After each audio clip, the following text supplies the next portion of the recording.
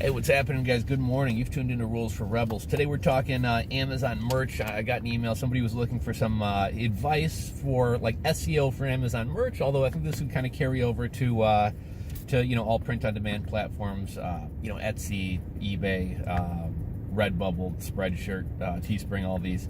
And he said, looking for advice on marketing my design with title SEO.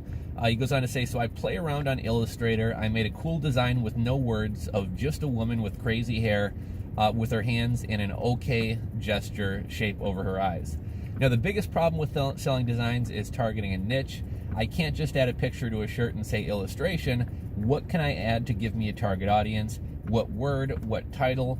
Or is this kind of designing not suitable for MBA for this reason? So I think this is a great topic. When Pop Sockets first came out, I started getting really into to designing patterns and things like that. And a lot of times, if it's just a pattern, it's kind of hard to describe. And same thing, there's a lot of illustrations and designs you can do that are very artistic and look nice, but don't really fit cleanly into a niche. So that's kind of what I wanted to wrap about today. I'd love to get some input from you guys. When you do a design that doesn't directly appeal to a certain niche or doesn't cleanly fit into some type of category, what do you do for your SEO designs? And so that's kind of what I figured we'll talk a little bit about today. I think one of the first things to kind of realize is anything can sell on Amazon, but certain platforms I think appreciate artistic designs more. They appreciate illustrations. They're looking for something a little bit more artsy. And I noticed like Redbubble, Society 6 is another one, Spreadshirt, illustrations and things that are hand-drawn and things that are more artsy tend to do really well on these platforms. That's not to say that this type of stuff can't do well on Amazon, but on Amazon, like very basic, like clip art type designs do well.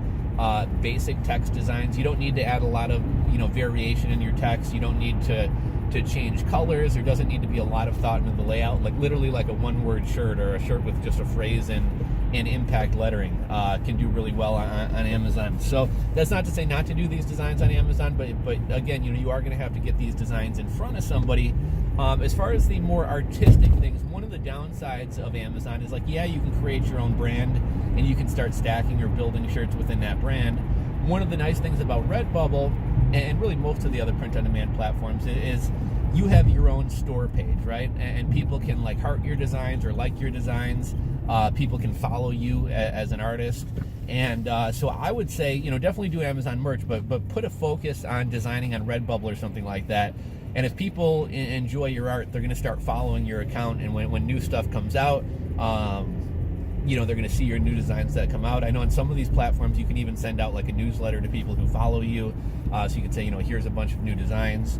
One thing to keep in mind is whenever you make a design, even if it doesn't fit into a neat category. So if I make a baseball shirt, well, who does that appeal to? It appeals to people who like baseball, maybe softball, people who are into sports, people who are into athletics.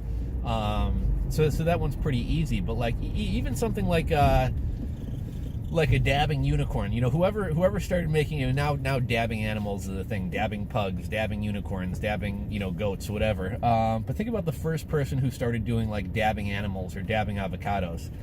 Who does a dabbing avocado shirt appeal to? Or I know avocados themselves are kind of a hot thing right now. Who the fuck does an avocado appeal to?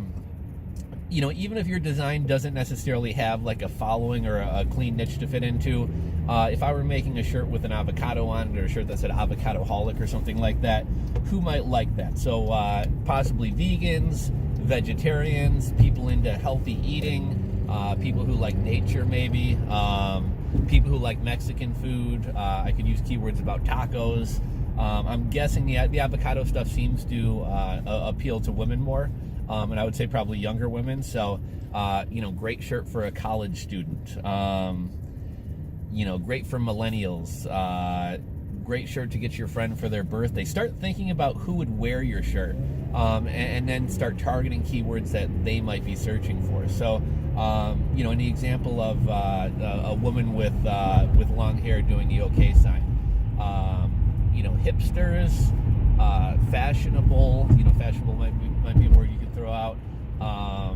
Girly, cute, adorable, great present for your girlfriend, great present for your friend, great for college students. You could do something like I don't know if long hair don't care is trademarked, but maybe throw in the phrase, long hair don't care, crazy hair woman, cool hip illustration on a shirt. You can do things about like where to wear it to. Great shirt to wear to the art gallery, or great shirt to wear while out jogging, biking, running.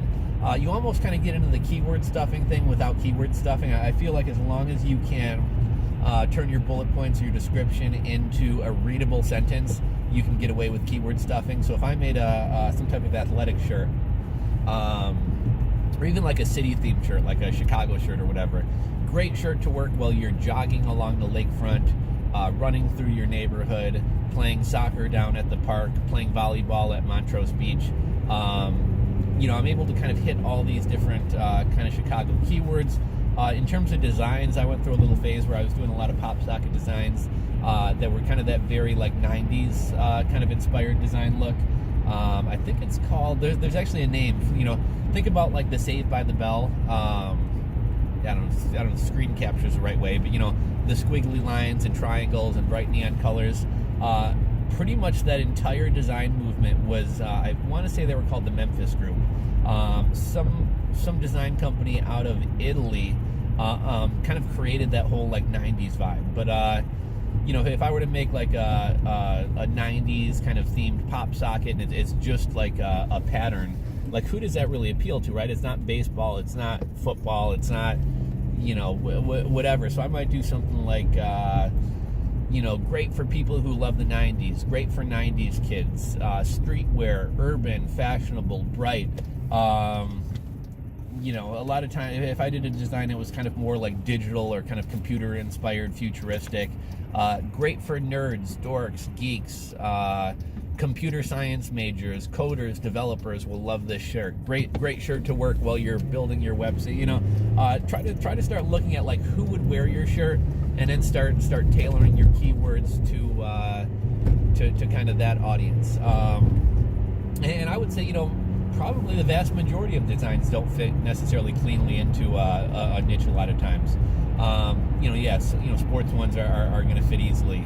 Political shirt, great for Republicans, great for liberals, great for Democrats. But, a lot of stuff, just like single words on shirts, phrases, avocados, dabbing pugs, a lot of this stuff doesn't really fit cleanly into a niche. But if you're going to be doing more purely artistic stuff, I would definitely try to start garnering a following, whether that be on Redbubble, TeePublic, Spreadshirt. Get your social media presence going. Start posting your artwork, especially if you're an artist. Start posting it to Instagram. Start making Pinterest boards.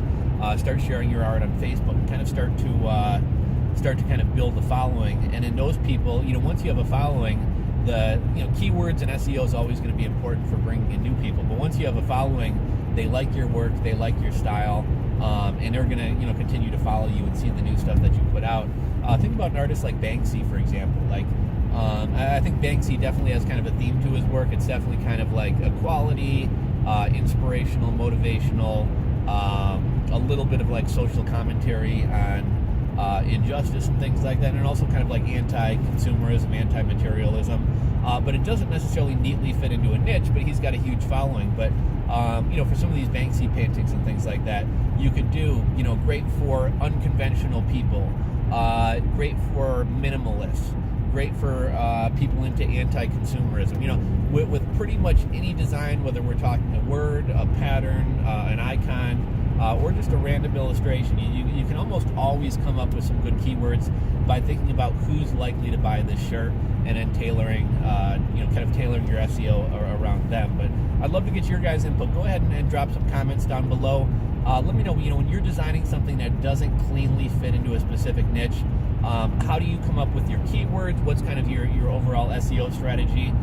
Would love to hear from you guys. So go ahead and drop a comment down in the comment section below. If you enjoyed this video, go ahead and give it a thumbs up. If you're not subscribed to the channel, click that subscribe button down below. And I'll catch you guys on the next video.